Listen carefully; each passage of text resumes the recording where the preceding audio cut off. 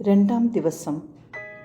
ദൈവതിരുമനസ്സിന് വിധേയപ്പെടുന്ന ധന്യൻ Augustine John ഊക്കനച്ചൻ. എൻ്റെ ഇഷ്ടമല്ല, എന്നെ അയച്ചവൻ്റെ ഇഷ്ടമാണ് ഞാൻ അന്വേഷിക്കുന്നത് എന്ന് പ്രഘോഷിക്കുന്ന ഈശോയും, ഇതാ കർത്താവിൻ്റെ ദാസി എന്ന് പ്രത്യുദ്ധരിക്കുന്ന പരിശുദ്ധമ്മയും ദൈവഹിതത്തിന് കീഴ്പ്പെടാൻ ഊക്കനച്ചന് ശക്തി നൽകി. കുഞ്ഞുനാളിൽ തന്നെ മാതാപിതാക്കൾ നഷ്ടപ്പെട്ട ഊക്കനച്ചൻ ഈ ലോകസാഗരത്തിൽ ഒറ്റപ്പെടലിൻ്റെയും ദാരിദ്ര്യത്തിൻ്റെയും നൊമ്പരങ്ങളിലൂടെ കടന്നുപോയി.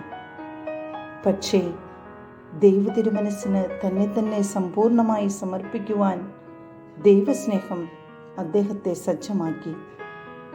എൻ്റെ ആദ്യത്തേതും ഏറ്റവും പ്രധാനപ്പെട്ടതുമായ ജോലി ദൈവതിരുമനസ്സ് നിറവേറ്റുകയാണ്.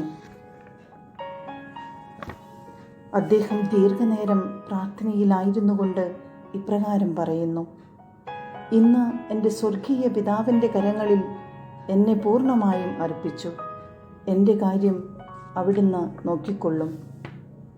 അദ്ദേഹം തൻ്റെ ജീവിതത്തിലെ ഏതൊരു കാര്യത്തിലും ദൈവത്തോട് ആലോചന ചോദിക്കാനും ദൈവേഷ്ടമല്ലാത്തത് ചെയ്യാതിരിക്കാനും പരിശ്രമിച്ചു. ഇന്നേ ദിവസം ഏതു ജീവിത സാഹചര്യത്തിലും ദൈവത്തിൻ്റെ തിരുമനസ്സിന് നമ്മെ തന്നെ സമർപ്പിക്കാൻ നമുക്ക് തീരുമാനമെടുക്കാം.